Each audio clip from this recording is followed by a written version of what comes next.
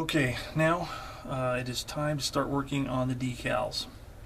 The model's already been prepped, it's painted, it has been clear coated, so now I am ready to actually start decals. But first, a couple of things.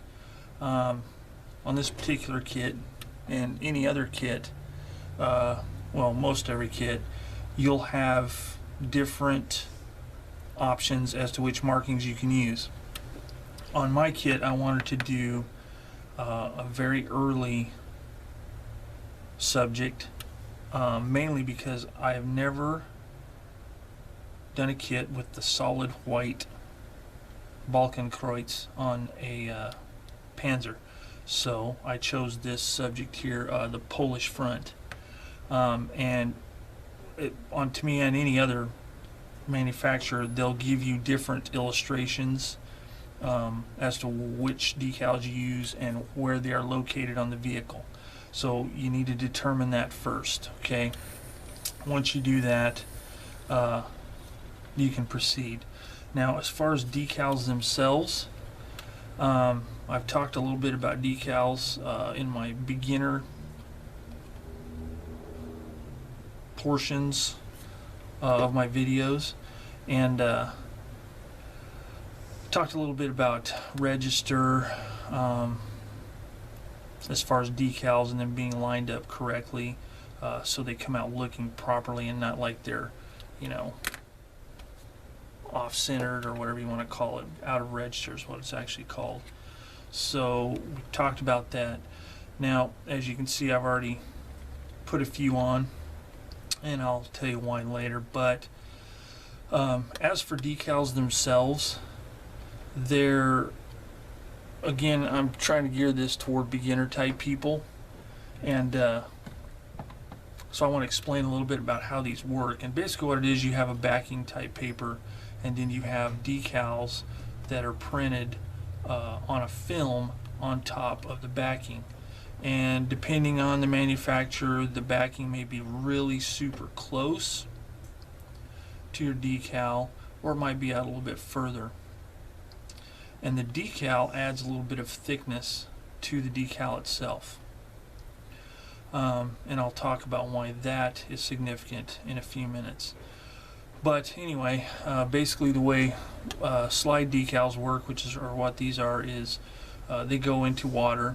You know, you cut your decal out, you dip it in water for a given amount of time depending on the manufacturer, and then you slide the decal off onto the model. And I'll demonstrate that in the next segment when I actually start applying the rest of the decals. But there are kit decals like these, and then there are aftermarket decals. And the difference being is this one comes in the box, and it gives you a finite amount of marking options. Aftermarket decals can be ordered online, sometimes bought in stores, whatever, and it really opens up your options as to how you can mark a vehicle. If you have, you know, like a certain person, or say aircraft, it's really popular with aircraft because some people like to model certain pilots' aircraft, and you can find markings for just about any aircraft. You know, you can buy the model.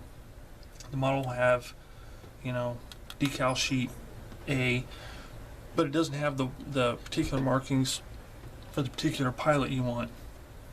So you can check online or wherever, catalogs, wherever you want to do it, and you can find aftermarket decals that will match the subject you're trying to model. Okay. Another difference in kit decals and aftermarket decals is, in general, aftermarket decals are much better quality. For example, the film may be much thinner, which leaves less of a raised edge, which is important when you're weathering a model. So it looks more realistic. It looks more like a painted on number or symbol or whatever, as opposed to looking like a sticker.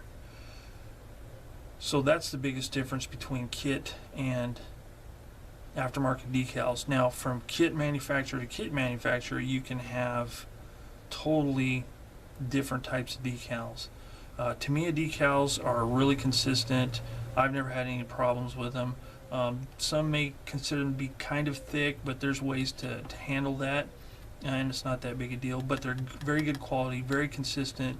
They act the way they're supposed to every time you use them. I built this Hobby Boss aircraft right here, and the decals were very thin and very easy to work with. They're really nice. They came, I mean, they look like they're painted on, and they came out really nice. So it makes it a lot easier to handle when you're weathering the subject. Now also, as another example, I have this Academy M3 Stewart, and the decals are horribly thick, and they don't really conform to surface texture very well. So the decals that I would have used here, I ended up having to paint these on. Fortunately, they're, you know, very geometric in shape, so they're easy. All I had to do was just tape them off and paint them.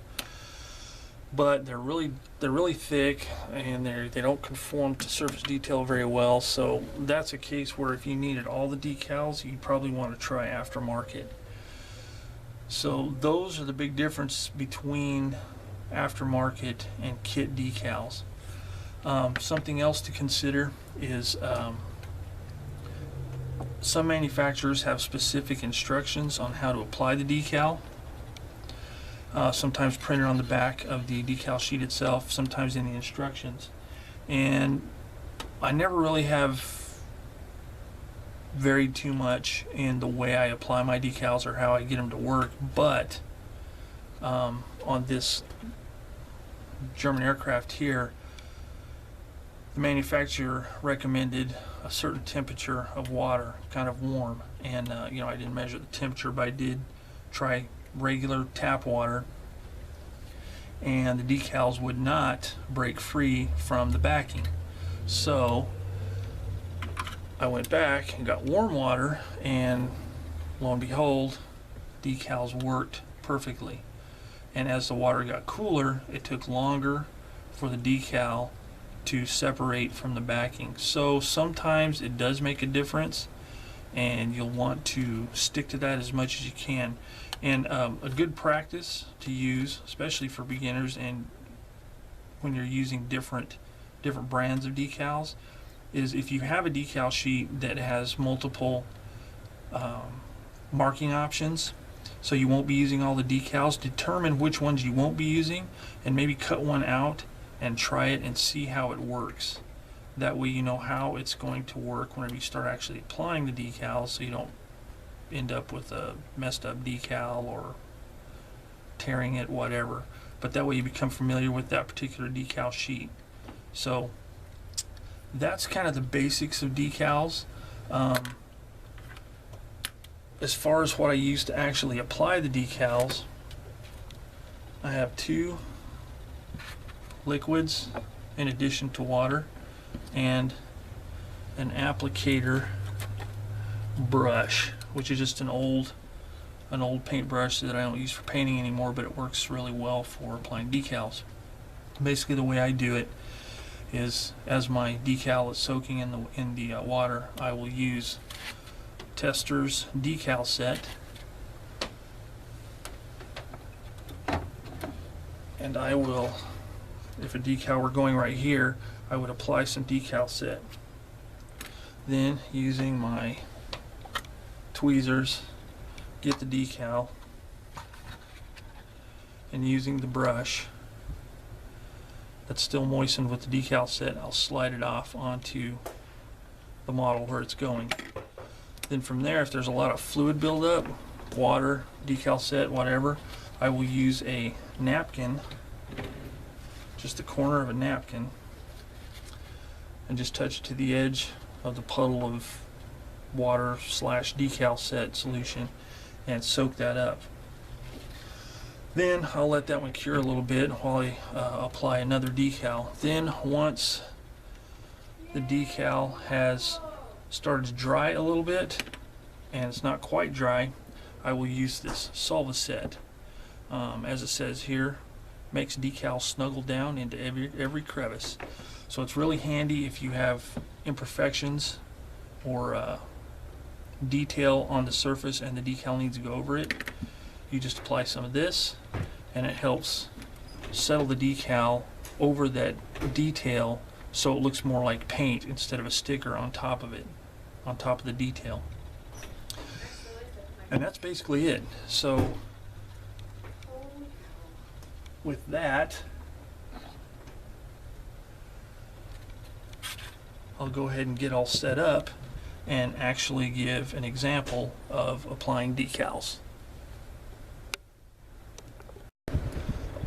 Alright, so I've gone over kind of the thing about decals and different types, so on.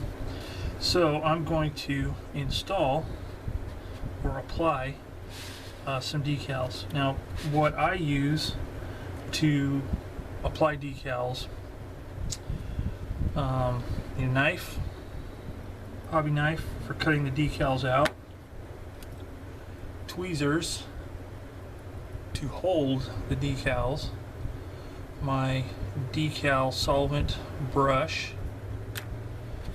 my tester's decal set,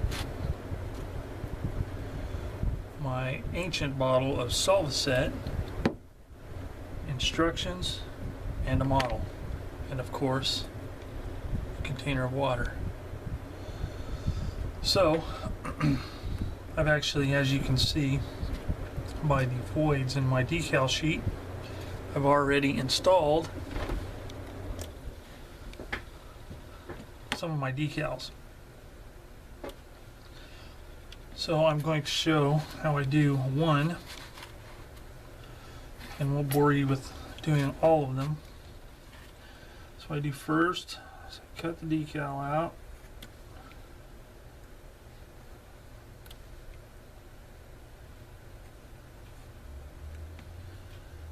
Thusly.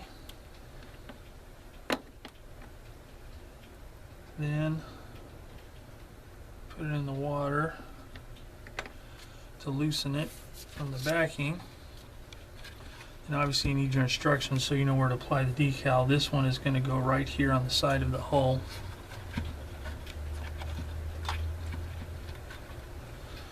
Right here. So while the decal is loosening from the backing, I'll take some of my decal set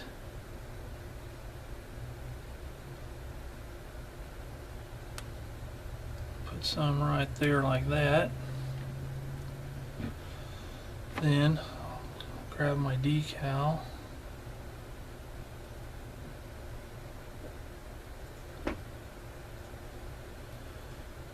and see if it's loose from the backing yet. Nope, not quite yet. And while I keep a napkin handy, and when I pull the decal out and it's got water all over it, I just kind of touch it to just kind of soak off the excess water. Okay, so it's ready to go. And just slide it off like that. Oh look, it's a little bit crooked, but that's okay, because you use your brush. Some people use their fingers. I've done it before, but I prefer to use a brush and just get it lined up. And you'll notice I have my small bottle in this large piece of foam, keep me from accidentally knocking it over, and it's right here where I can get to it. Okay, so I've got that on there, and then if water puddles up on it, like I said, just take your napkin, touch it around the outside edge, you know, where the water settles, and then I just let it sit for a few seconds. Then I take my Solvacet or an equivalent. I'm not even sure if they make this particular brand anymore. I've had it so long. And then just brush some of that on there. Not really necessary on this part because it's so flat, but I do it anyway. And you don't want to dab this off. And you may notice like this one's already started to do it. Your decal might start to wrinkle and look kind of weird. Don't worry about it and don't touch it. Just leave it, because as the Solvaset, as it evaporates and dries, it'll settle down perfectly flat. And basically, that's it. That's all there is to it. Now, an example of where Solvaset is really handy is like right back here. I'm not sure if you'll be able to see it in the video, but right here at the bottom of this cross, there's a crease. Okay? And that crease is a perfect spot where you want to be able to get the decal to settle in. Because when I first put the decal on, it was just kind of ramped up like a slope up onto that that raised portion of the rear hull. So I applied the decal, then I took my Solvaset, put some Solvaset on there, and what it does is it kind of dissolves the decal and pulls it and settles it in to where you have a nice crisp mark right there, so it looks like it's been painted on instead of just a sticker stuck on there. Okay, so I've got my other decals on here. We've got a few more to go, but I won't bore you with applying the rest of them. So I'll apply the rest of my decals. Really, there's not very many. You've got the markings in the front. Got that one on the side. On this particular version, there's no turret markings. So as a matter of fact, I think that is it. I think that's the last decal I'm supposed to put on this kit. Not very many of them. So what I'll do next is I'll let this dry, probably overnight at least, and then I can start on the washes and the weathering process. So when we get to that point, I'll talk a little bit more about that. So that ends this portion of the painting and decaling, and we're ready to move on. And that's it for now. See you next time.